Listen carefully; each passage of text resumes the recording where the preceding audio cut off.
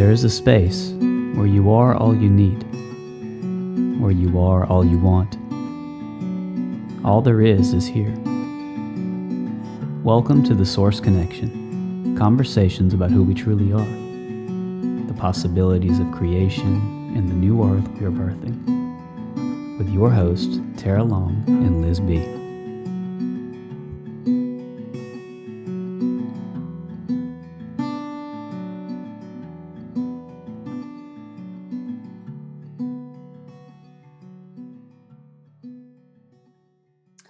Welcome, friends. Welcome to another episode of The Source Connection. We're so happy to welcome Tom Barnett back with us for time number three. Thank you, Tom.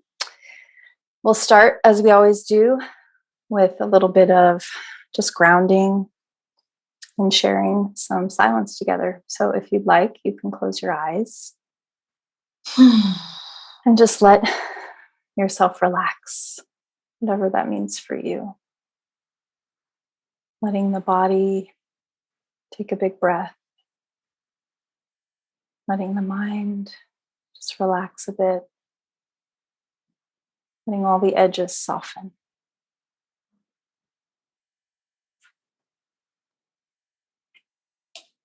And let's spend a few minutes together in the pure love that we are. And bathe yourself in gold light, whatever that brings up for you.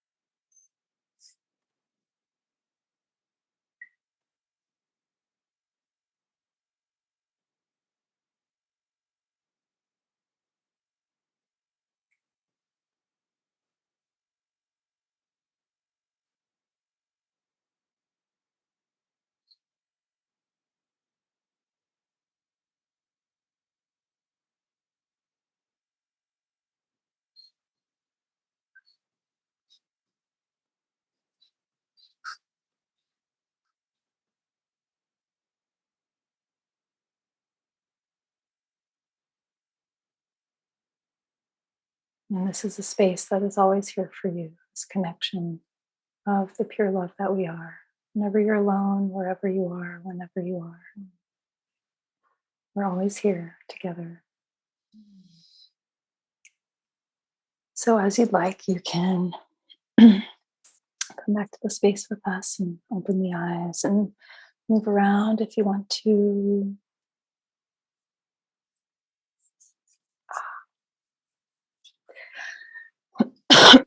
So Tom, I've seen you've been on a lot of podcasts lately.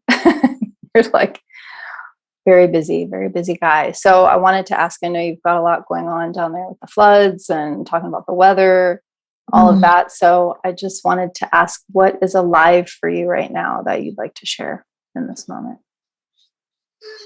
Well, we're pretty good with the floods at the moment. There's a lot going on, but there's a lot.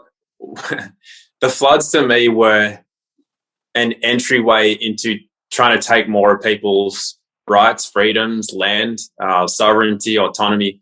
That's what it's all been about. So while the waters have subsided in our region, there's still some waters elsewhere.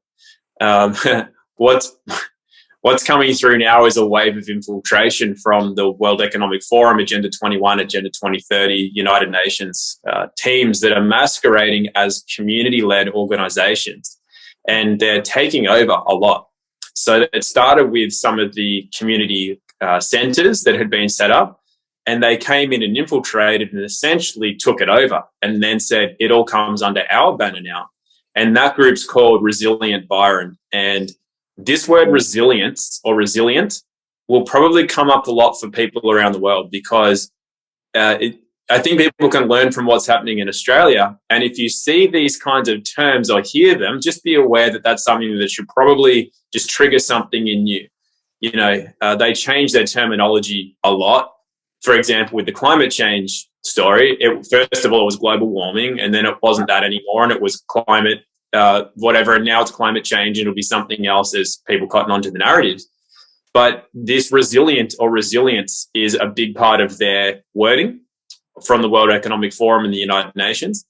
So that's just something to be aware of. And currently we're seeing them come in and take over all of the stuff that's been started by the community and not only take it over, but claim, what do you call it? Not ownership, but I don't know, just say that all the work that's already been done has been theirs. Like they've come and recently taken over a kitchen in one of the most highly flooded areas that was community-led and run. And then they came in, took it over, and then said, we've served 22,000 meals so far. It's like, no, you haven't. You just turned up yesterday and you took over and infiltrated something while people had a day off. And and this is the level of infiltration that's currently going on. We're obviously doing our bit to counter it all, but I think it's great for people elsewhere, you know, across the earth to really be aware of what's going on because they test it here, you know. They're really trying to get Australia first. And then they'll try it in Canada, the US, and Europe, and everywhere else.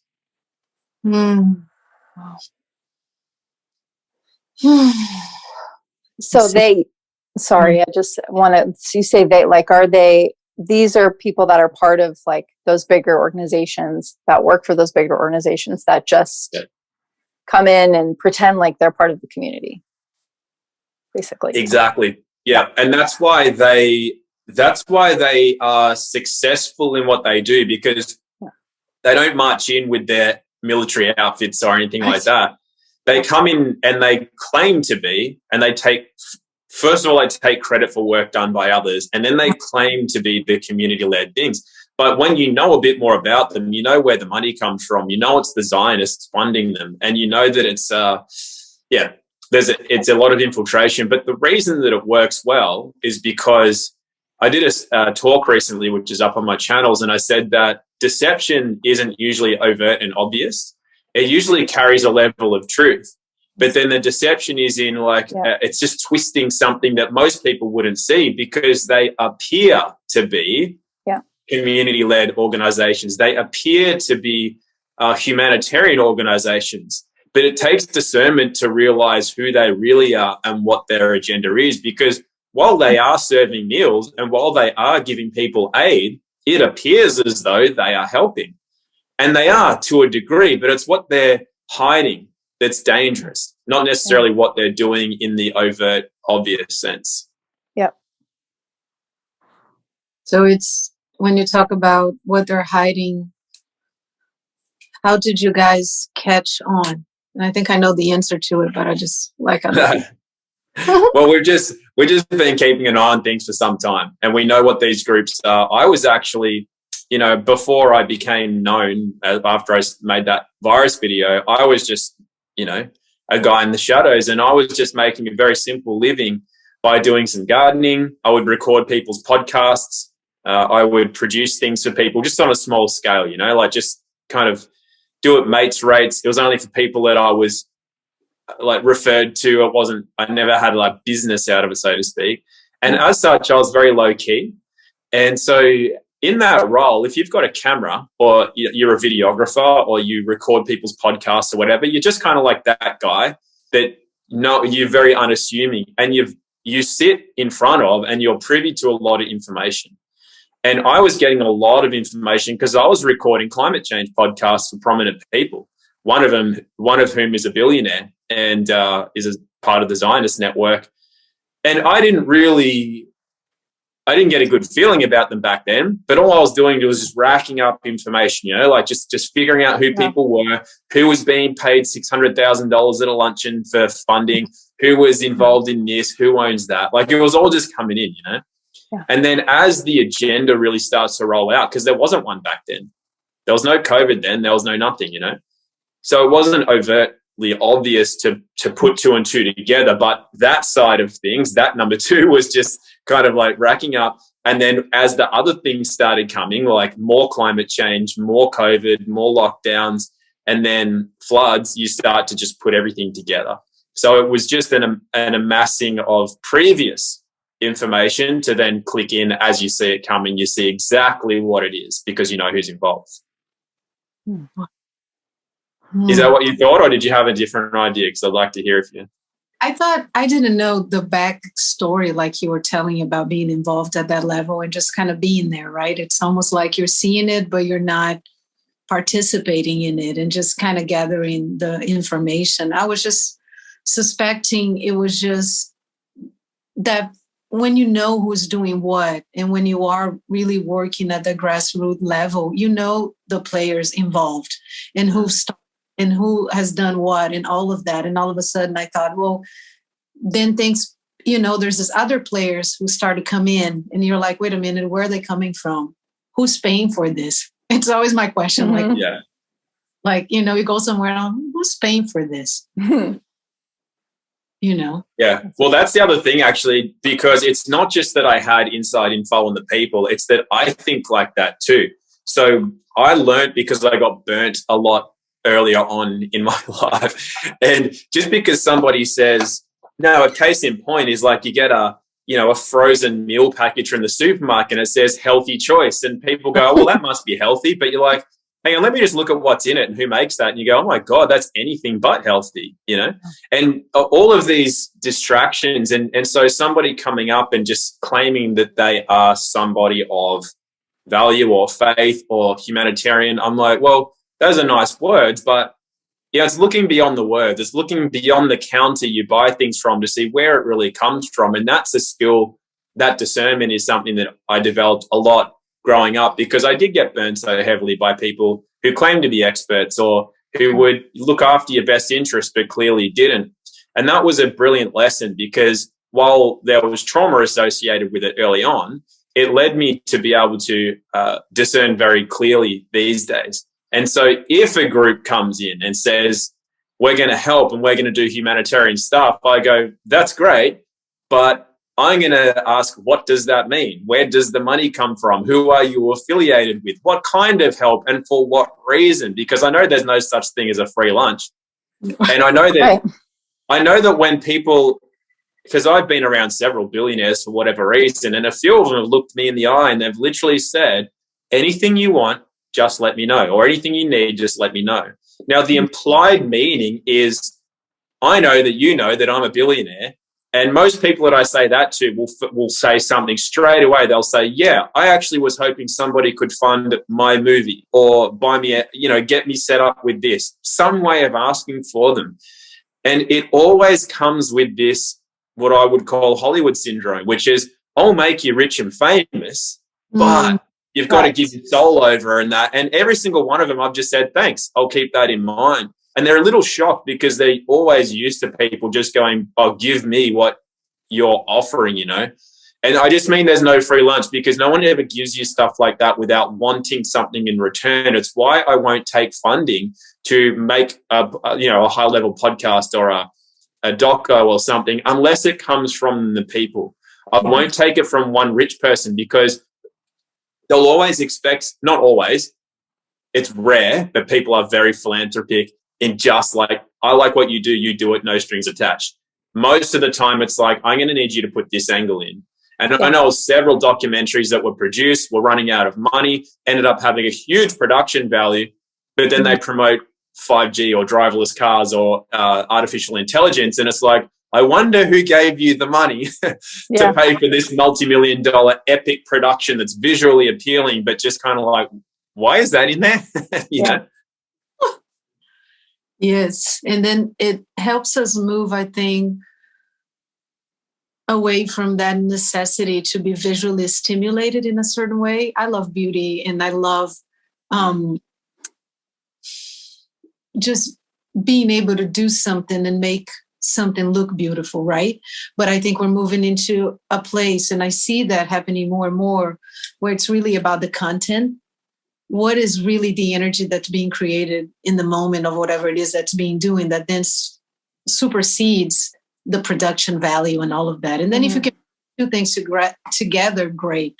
But I think that because of the discernment that you're speaking about, with more and more people tapping into that and really just coming back and coming home and just going beyond the looks and beyond, the stimulation and the excitement and all of that, is just like, okay, I feel the depth.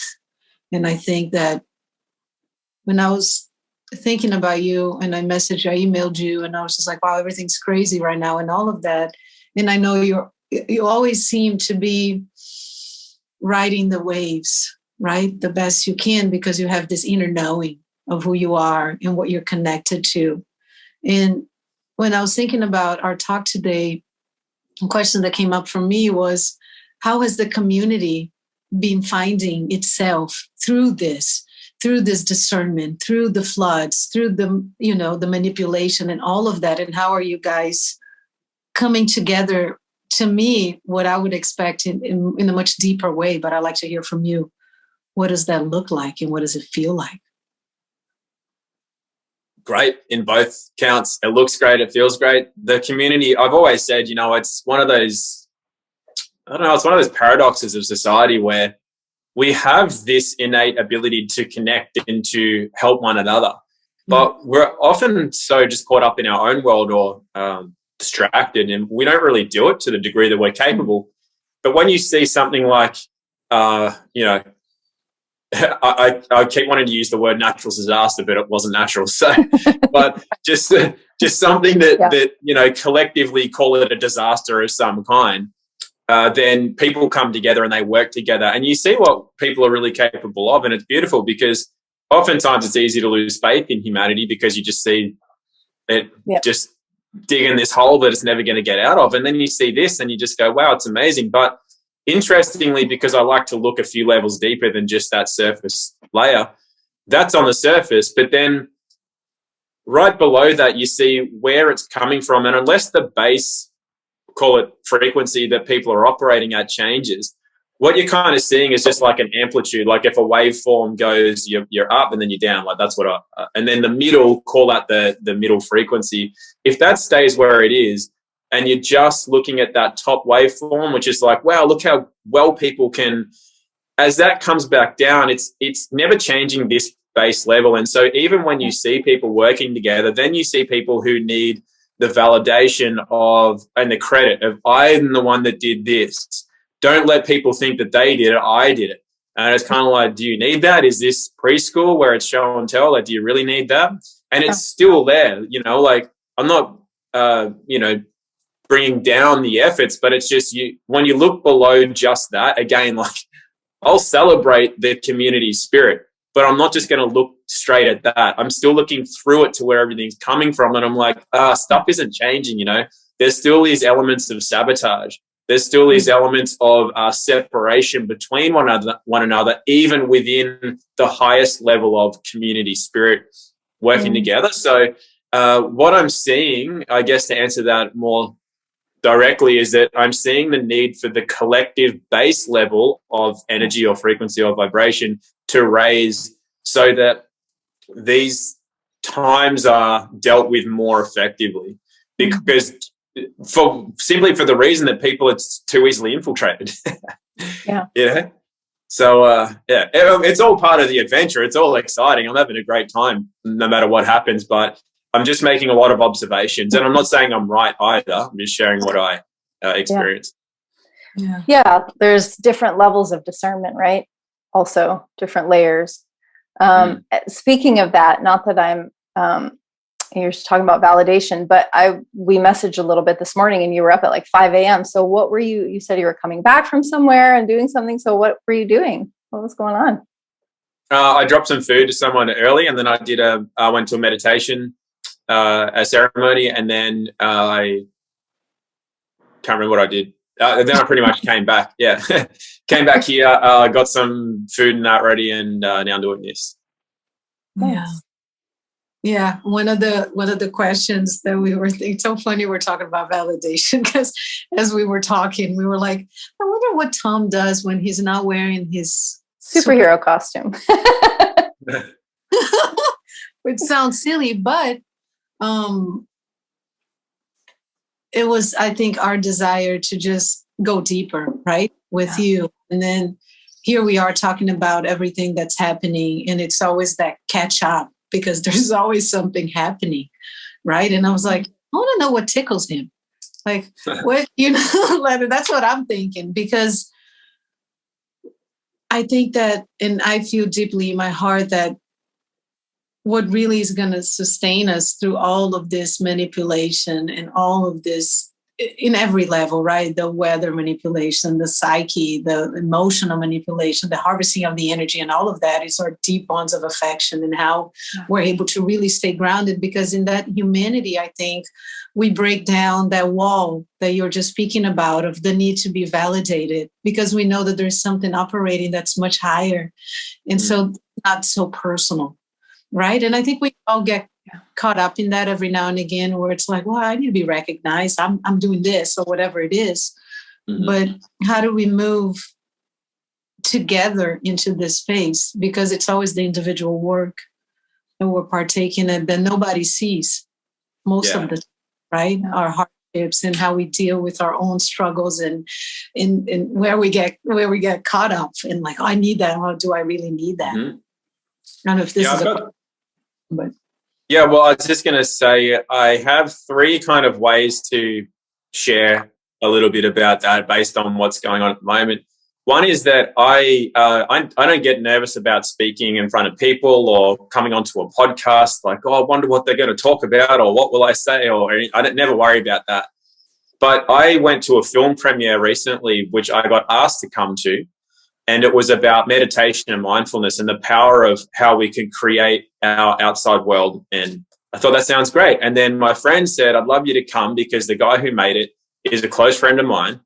And I said, I just want to make sure it's got nothing to do with climate change, because I don't want to turn up and spoil something of that. Right? So she goes, a good question. I haven't looked into that. I better check. So she checks and then comes back and says, no, it's got nothing to do with that, but it does have an AI element to it. And I'm like, all right, well, let's just see. So what reason they wanted me there was because after the film, they were going to have a panel. So the guy who wrote the film, and then a local activist, and then they wanted me there just in case it went to, like, in that direction. They wanted somebody who would be able to pull it back into questioning that sort of stuff. So I did. And it's interesting because I was really on the spot. I hadn't seen the film, didn't know anything about it, and I didn't know who was in the audience. And I know that I can be quite polarizing. Even if I deliver what I deliver relatively gently, I can be a bit like, polarizing to people. And I was actually starting to get a bit nervous. I was halfway through the film, I'm like, oh no, this has got a big AI component. I'm like, what? How's this going to go? Because it's more out of respect. Like, the guy clearly has a great heart, and he's put a lot of himself into the film. And I'm like, I can't just lie. But I also don't want to, I don't know, I was feeling a bit nervous. I'm like, well, how is this going to go? And what calmed me down was I just said to myself, this isn't about me. Yeah. Because what I was really worried about is, how am I going to do this? And I'm like, no, it's not. This isn't about me. This is about everybody here. And as soon as I switched into that, I just calmed right down. I was like, because it's all about the highest good and serving others. And whatever that is, if I poke holes at the film, if it's for the highest good, that's fine. It's not about me, And then this element of being willing to serve others in a higher good is so calming. I'm normally like that anyway, but it was interesting to me that in that moment I had switched to it's about me. That's why I was nervous and anxious about it. And I was like, this isn't about me. And the main part of that is what I wanted to bring up. This is where it gets a bit deeper than it just being one meaning, is that most of the time I don't want attention. And that's actually at the opposite end of the spectrum to wanting attention. It's kind of the same thing. It's the same polarity, right? Mm-hmm.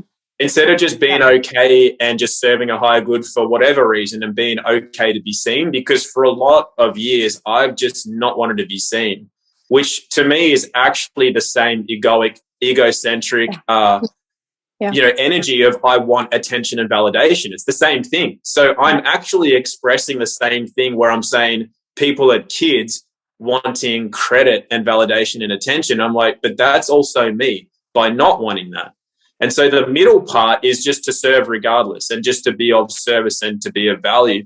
And knowing that this also works two ways, knowing that even if I don't want people's attention, there's still attention on me regardless, because it's the creator's attention. It's every drop of water that's in the atmosphere. It's every blade of grass, every grain of sand is watching regardless, whether I want it to or not. Likewise, if I want the attention or validation, which is what I'm seeing a lot of, it's knowing that you don't need other people to know what you did, because you know what you did, which means your higher self knows what you did. And every molecule of water across the realm knows what you did. It's all logged, Yeah. So both ways it should help to calm people down. A, not needing attention and validation and credit, and B, not wanting to be like, oh, no, it's not me. I don't need attention. I don't need credit. That's almost like, I know you guys get what I mean. Yeah. But knowing that your higher self and the creator and every element knows anyway, it just centers you. That just brings you right into the middle point. And then that to me is a great place to be, a point of balance. Yeah, that reminds me of, just like those two spectrums being the same. It's like they're both insecurity, just in a different way, right? They're both saying somehow I am outside of the creator and I'm super special. Either I don't want to be seen or I really want to be seen, when really we're just all the same part of it, right? We're all the same part of it. And coming as you are, like you said, you were a little nervous and you just said, okay, wait, I'm not here for me. I'm here for everybody else that's here. And showing up as we're expressing in that moment is so powerful and invites other people to show up exactly as they are. Like tonight, I don't know if you guys can tell, I don't normally do things in the evening. So I feel a little bit like my brain is like, what? Like I'm struggling. I'm struggling a little bit.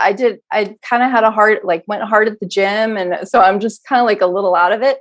And I'm like, shit, what are we talking about again? But it's okay, because it's okay just to come as you are, like as brain dead as I am right now. I'm still here. I still have my presence. We're together. Liz has got my back. You know what I mean? So, but does she? No. But it's just that beautiful thing of like, oh, I don't feel so good today, or oh, I'm a little nervous or whatever. And just showing up and like letting whatever come through you and not worry about the appearance or the validation of it. Yeah. Yeah, absolutely. Well, I can't tell, by the way. Just, okay. Yeah. Yeah, self-critical, just like I'm not as like focused as I normally am. It's fine. Yeah. It's fine. You're not you're not super sharp on your mind, but your heart, that's what matters. My heart is here. I guess that's all we can ask for, right? I reflect upon what we've been going through collectively and about the prophesized coming of the age of Aquarius and coming to the age of Aquarius and from the Piscean age and just, how we're really changing the way we've been relating and realizing our own mastery and elevating each other to that level, right? Really calling forth when you recognize something in yourself. And I know you do that so well, Tom, because every time you speak, every time you show up as you are, there is a level of you that then almost like tugs at another and says, hey, I know you're in there too. Like, hey, and meet me here. And I feel like it's the age of many masters, where we're all masters of our own destiny, and recognizing that in all of the psyops and all of that just keeps reminding me like, wow, here we are given every opportunity to remember like how powerful we are, right? How much we can create, how much we can destroy, whatever it is that we decide to do, and how much we reconnect with that. And you speak so beautifully about that mastery of just like choosing and that discernment and just all of that, right? And when you recognize that in yourself and then you move from that space of like, I don't really want to be seen. And then you come to that moment where you're like, I can't help but want to make this video. This is crazy. I mean, are we really going through this? And you make that video and then all of a sudden it's like lights on and the stage is yours. And how do you when you look back at that and then you see yourself now, how have you integrated that? Yeah, wow. Well, it took a long time for me to actually let that sink in. It just wasn't real to me. It's just kind of like, oh, what? Like all these people in every country know my name now. It didn't really sink in at all. It was just kind of like this interesting thing. And it took over a year for that to actually land in me of what that video achieved and what it meant and how it changed the course of my life, whether I wanted it to or not, because I didn't want it to. Like I was very happy being in the shadows as a videographer and photographer. I loved that. I just got to watch everyone else do their thing and have their say, and I'll just film it. I just do some editing for them, and then I just be doing my thing, and I loved it. I like being in the shadows, go wherever I want, whenever I want. I mean, I still do that, but it's just I get more recognized now. But it's one of those things where I think you're often chosen when it's time, and whether you think it's time or not, to occupy another role in life, whatever that role is. And then I think it's important to honor it, because for a long time I didn't. That's what I mean. It took a long time for it to sink in, and I didn't honor it. And it's like I would kind of just laugh at it or just say, no, it's just, I'm still me, and which I still am. But, people were saying, dude, you've got a platform now, or you've got like people want to hear from you. And I'm just like, nah, it's just, no, everyone's fine. They can figure it out for themselves. And part of that is that energy that I was saying about earlier. Instead of wanting attention, it's the opposite. It's still the insecurity. It's like, I'm not actually good enough for that, but that's not what I am. And I still experience it too. I mean, everybody does. As soon as anybody's got any kind of profile, then people watch a video that they do, they think that they know them, and they go, oh, well, they're so much higher up the ladder than me. I wish I could be more like them. And I make a very deliberate point of it. If people ever do put me on a pedestal, I just go, that's not me. Like, those videos are not me. I still do the same dumb stuff as you every day. I still, make silly decisions. I still don't fulfill my potential on a daily basis. It's not, I'm not any different. But I guess that there's a willingness to embrace what's been chosen for me, because, I mean, you could say I chose it, otherwise I wouldn't have made the video. But to me, to my conscious mind, I didn't choose it because I thought 3 people would see it, the video. I didn't think it I didn't think it was going to do what it did, Yeah. And since then, likewise, I don't know if people like know the backstory, but after those first 2 videos that I did that went around, I didn't do anything for months. It was about 3 or 4 months later I did a first I just did I did a live stream. I did a Q&A because I was just like, people keep asking. I feel some kind of obligation to answer, because people are looking. If I have something, why should I withhold it? That's also egotistical to withhold, because it's like, they could get it from a book or they could listen to somebody else talk. And I'm like, for ages, I was just pushing it away. And then I was like, well, am I pushing away my reason for being here? Am I pushing away some calling to something else? So that's when I started to embrace it and then wanted to give what I could without any attachment to it, meaning anything to people or achieving anything, just like give for the sake of giving. And if it lands, it lands. If it doesn't, it doesn't. It's okay. It doesn't change me and what I do or what I am. So yeah, that's the me back then and me now is more what everything's taught me is just to embrace what's here and to get myself out of my own way, because it's not necessarily about me. It's about this collective journey. And that's back then it was definitely more about me, like a lot more.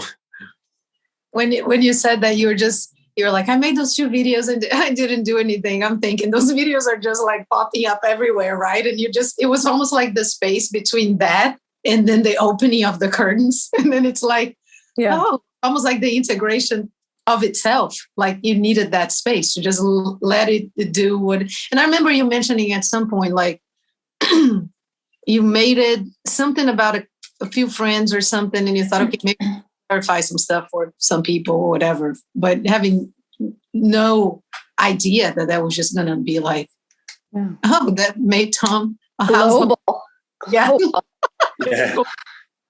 But the funny thing about it too is I would have done it differently. I mean, if I watch it back now, there's some things that I just go, like if I'd have known everyone would have seen it, I wouldn't have said the stuff about like my education or whatever, because it's just, I was doing that because it was funny, because it was going to friends that know me in a certain way. Yeah. And that's what it was for. It wasn't for strangers to see that. I'm like, oh, that just looks bad. Or I would have been a bit less flippant about stuff as well. But then the weird thing is because I wasn't trying to make that palatable for people, it just struck some part of it was the right formula. And it's really amazing, because if I had have known, if somebody said, Tom, millions of people will see that, I would have done it totally differently, and it might have been seen by no one, because it would have been controlled, contrived, forced, like not as raw, I better be my best self today. And that's why it landed for people, because they were like, oh, dude, this guy's just no holds barred, just going for it, which is awesome. I wanted to ask, you said you didn't honor that for a while, right? And now you feel like you are honoring it. And what I heard from you was, in honoring it, you are, I want to hear if there's anything else, but you're giving of your time and knowledge and energy to others without attachment. And I also heard on that last talk that you did, you talked about, oh God, you guys see, this is what I'm talking about. I like just on the tip of my mind, because I watched the one that you did, just the most recent one that you did. Oh yeah, you were just basically talking about not censoring yourself, not censoring yourself at all. Like you're just saying exactly what you want, who you are, and it's the audience's job to not believe you. Yeah. So that's the agreement I like to make if I do a workshop with people, is that it's my job to not censor myself and to speak from my core, my source. And it's the audience's job to not believe anything that I say, to use their own discernment to figure out what applies to them, what doesn't, because I don't have all the answers or even any answers, but I do have some experience that by sharing it, you may trigger some truth for you rather than me being able to speak any kind of truth, as it were. And the part of that, though, is that there's so many subtleties to everything, because you could say, well, I'm going to speak my truth, and then justify that to mean you can attack people or bring people down. But that's not what it means to me, because otherwise you just start calling people names and you're an idiot. That's my truth. And I'm angry. I get to be angry. And it's like, that's not like there's so many subtleties to that sort of stuff. So when I say to speak from, rather than my truth, so to speak, it's just the sort, like what's in me, what part of source is coming through me, and that you can recognize some part of source in you, and then it might have nothing to do with what I say. But if you've recognized that source connection in you, well, then that's, you're tapping into what, you're getting closer to some kind of truth, and it's got nothing to do with me, like I'm not necessarily right, so to speak, in anything that I said, but it just allowed the individual to connect to something. Yeah.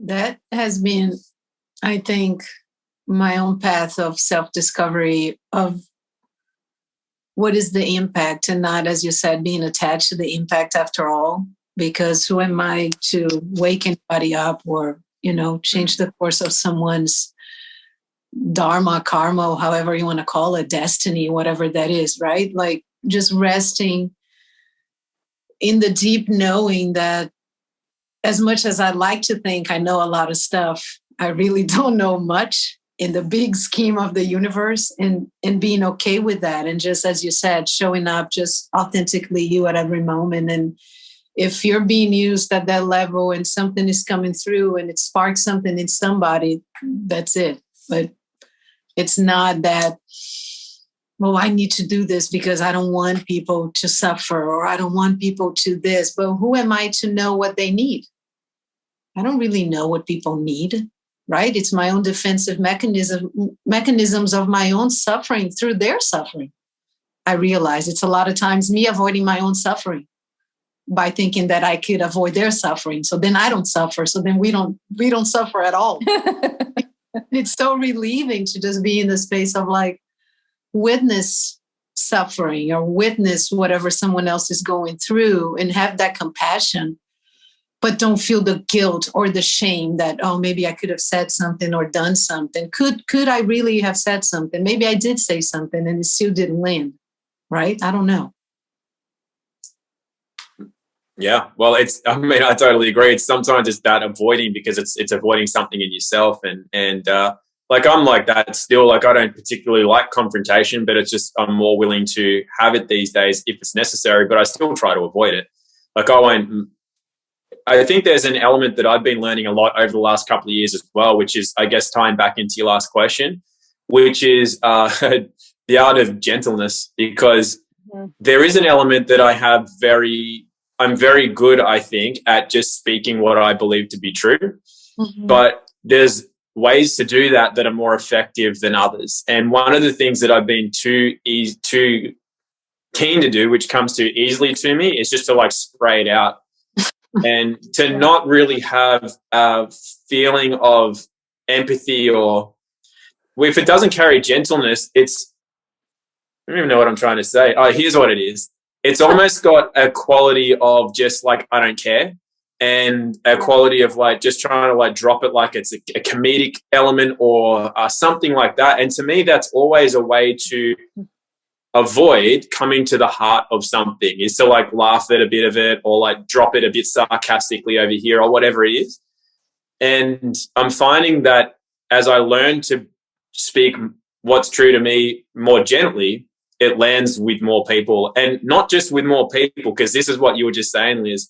For me, it's becoming more authentic to me, because I feel that when I say it with an element of trying to laugh at something, humor is good, but a bit of sarcasm over here, or as if I just don't care, well, then I'm actually avoiding feeling something in me. It's an avoidance thing, and therefore it's also not honoring what that is. It's like I need to be able to soften enough to be gentle enough, not just in the way I deliver it, but with myself. And that's what, burnt me out through my 20s, is just that masculine, just over, like to the max. No softness in there, and it can destroy you. And it destroyed me for a long time, So then every day, obviously we're all still learning. I'm 41 now, and I'm like, hopefully got many, many more decades to go and a lot more learning. And one of those elements is that there are people in our community that do want me to provide a role. Like they would love if I was mayor of this town, or they want me to do, because again, they see me as something that maybe I am, maybe I'm not. You know, I'm not trying to figure out if I am or not. Are they trying to make me that? Am I actually that? But in my self-deprecating nature, I'm pretending that I'm not that. I don't know. So I'm just trying to let things be. But I know for a fact that it's not natural for somebody of my age, stature, and experience to be there. That's the job of an elder. And unfortunately, in society, we don't have elders. So I think it's like part of that is my, not an avoidance of me taking a role like that. It's just like a real questioning of, I don't really think that it's my time for that. I think my time at the moment is doing pretty much what I'm doing, but that there are so many people that are better off in that position. And I'm not gentle enough yet. I think even in the last few months, I've softened a lot in my own experience into myself, and maybe in the way I deliver stuff. I don't know yet, but that's just, we'll see how that pans out. But I know I've got a long way to go, and I will feel comfortable in that kind of role in years to come, but not now. It would be premature for me to like take a role like that people want me to take when I don't feel I'm gentle enough with others and therefore with myself. So that's my current journey, so to speak. I'm on that discovery. I love that. Yeah, Softening. We talk about that a lot. Because that has been my most recent exploration too. How do I just soften? And also softening in that heart space that you spoke of, where it's not so much about, it makes me want to, I get emotional, but it's not so much about trying to convince, but where can we meet in our humanness, right? Beyond all the things that are going on and just everything. And can we still find that space where we can just connect just so freely and so curiously that all the other stuff just kind of fades, you know, and whatever needs to come through will come through, and there's no expectation, like you were saying, about anything beyond that. Being really present with every moment, and just how are we softening to that? Yeah.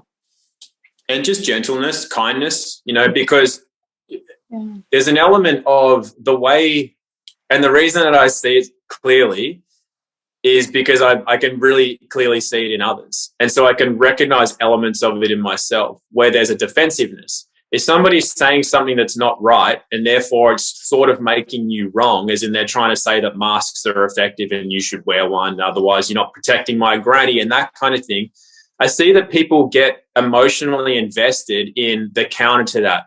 Yes. It's like, no, it's not, you're wrong and I'm right, and please listen, or they get very defensive when people start attacking them, like, oh, you anti-Semite, neo-Nazi, something, you know, just because you made a comment about vaccines or masks or the Zionist agenda or something, you know.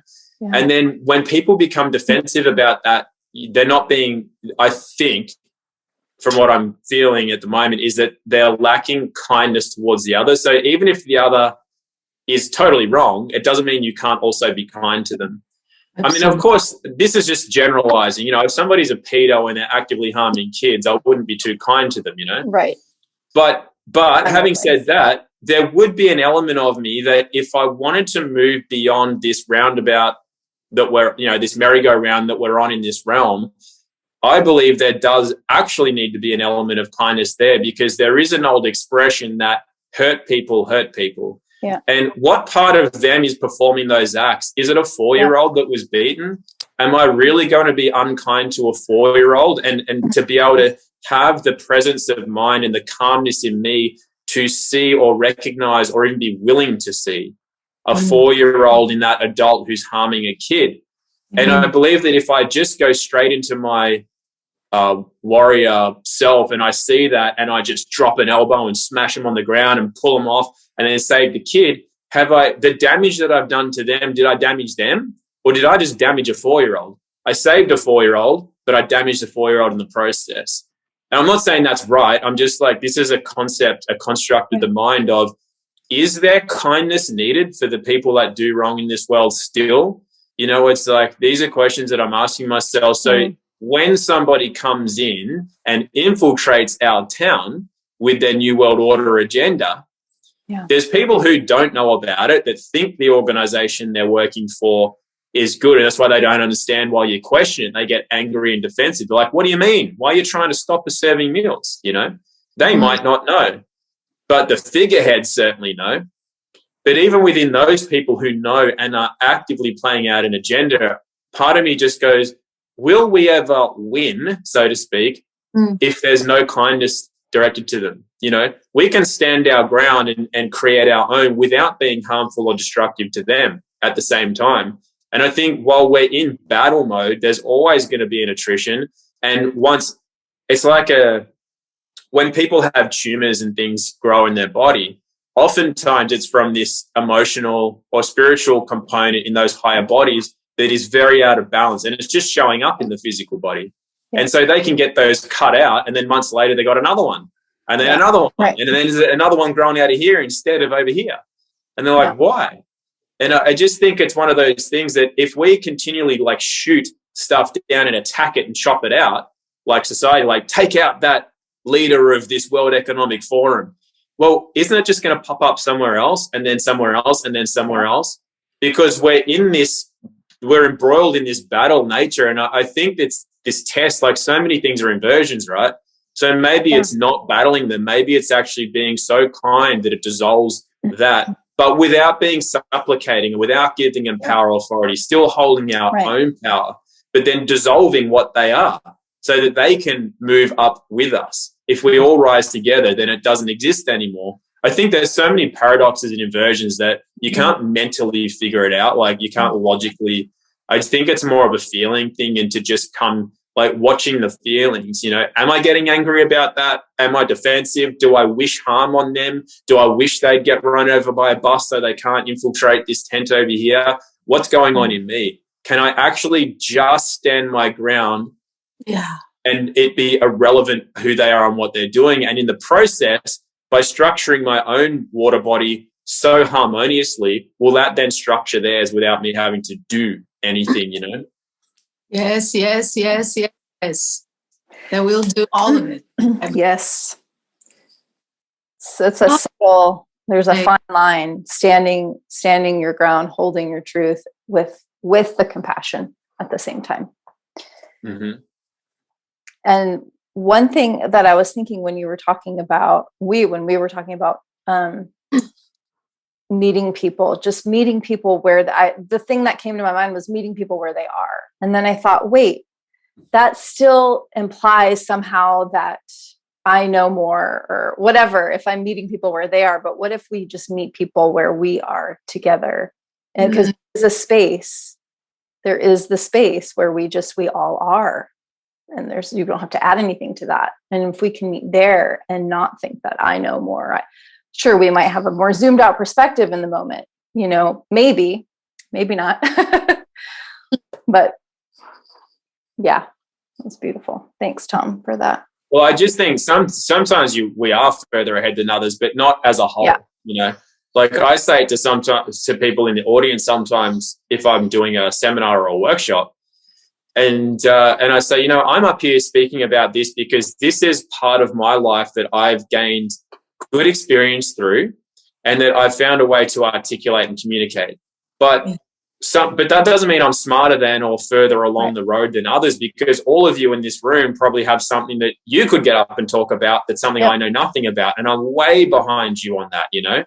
And then what makes somebody worthy, so to speak, of getting up and speaking about that to everybody is if they've gone through that experience to such a degree that they've embodied it, and now they can find a way to articulate and communicate that so others can connect to it straight away.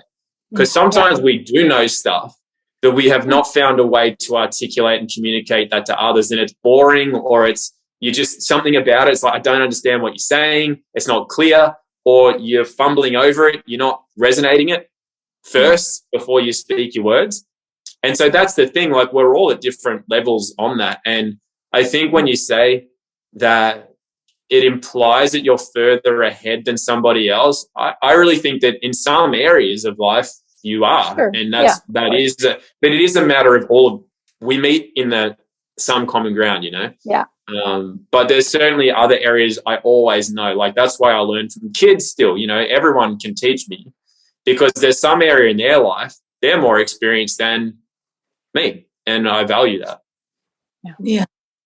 I think what's coming up for me is how we've been kind of conditioned to see everything as a battle, right? It's almost like a battlefield at every moment to protect ourselves, to protect what we've created, to protect our emotions, to protect what we think we are, and just everything. And I think that what we're speaking of here is the alchemy of all of that, and being able to recognize that space and then recognize our own battlefields, and then move into this alchemy where you said you then deeply know that path, and you're like, oh, I get it. Like I was right here, and then I'm right here. And also because we tend to think linearly, right? Like it's almost like here or here, down or whatever thing. And it's just, I feel like it's this constant constellation that we all are shining in this little different spot. So you're like, yeah, I know a little bit about this spot, and you know a little bit about that spot over there, because I'm not there, right? I'm not embodying that and meeting in this space where we then can come and share and just be ourselves, and then learn from each other without the competition. Because for so long we were just running on that treadmill of like, I need to figure this out and I need to do it, and I can share with anybody, because if I share, then they take my space, right? And it's like, no, can we all just shine just so brightly and like make the whole sky bright just by really taking what's ours and just really embodying that, and then coming in. And as you said, anybody could take that stage and probably speak something that will touch somebody else at a deep level that they were like, wow, I wasn't aware of that, and connecting through our stories. Sometimes we're so much in our heads, right? The facts, the this and those people. And you still see, even in our community, say the people that strive for truth and awareness and all of that, there is a certain hierarchy of, roles and things. And also like, we still need to do this because there is a model that some people still follow of making money a certain way or doing something without, can we rethink this whole thing together? It isn't working for everybody. It hasn't. I mean, we can just look, right, and see. So how do we reimagine just even relating, and being authentic and being honest about where we're at with what you said, just softening and gentleness, but still like not leaving things unsaid or not feeling like you don't have a space to be you. Yeah, it's not being passive and apathetic and just like, there's a lot of spiritual bypassing that happens when people get new agey and into, I just have to meditate and I don't have to say anything to anyone ever. It's just, sometimes that could be true if somebody's at that level of when they're doing that, they're grounding such a powerful energy that it's of more use than saying any words or physically helping anybody. But you don't just go straight to that. Those are rare people, everybody else still has some role to do in the 3D matrix until you're oscillating or resonating beyond that. And that's when you have more to do just by, just meditating or whatever, So I think there's this bypassing aspect that's important to not to fall into that trap, so to speak. It might not even be a conscious thing. And if it's the right thing to speak, then speak. And if it's the right thing to say, no, that's not right, then say it, Otherwise, it is letting the offer of evil or of wrongdoing or deception just to have its way and just watching it, like, whoop, yep, no, I don't want to touch that. And it's, I just want to get back to having a nap and watching a movie, and that'll all go away if I don't see it. That kind of thing doesn't help. For sure. Right. Just going and napping and watching him. Here we are. Like, all right, it doesn't go away. Like, what are we going to do? Still here.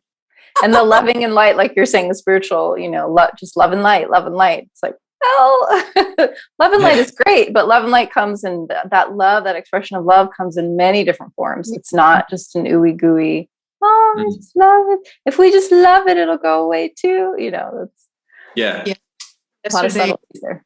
Naomi Wolf, she was I don't want to get it wrong, but I think she was a consulting person for like the Democratic Party at some point, and she's kind of gone full round, and she's just like super outspoken about everything. And she had like 3 minutes to talk maybe, and at the end of it, she was like, "You don't know," and you could just feel that love that we're speaking about just coming like a volcano out of this woman.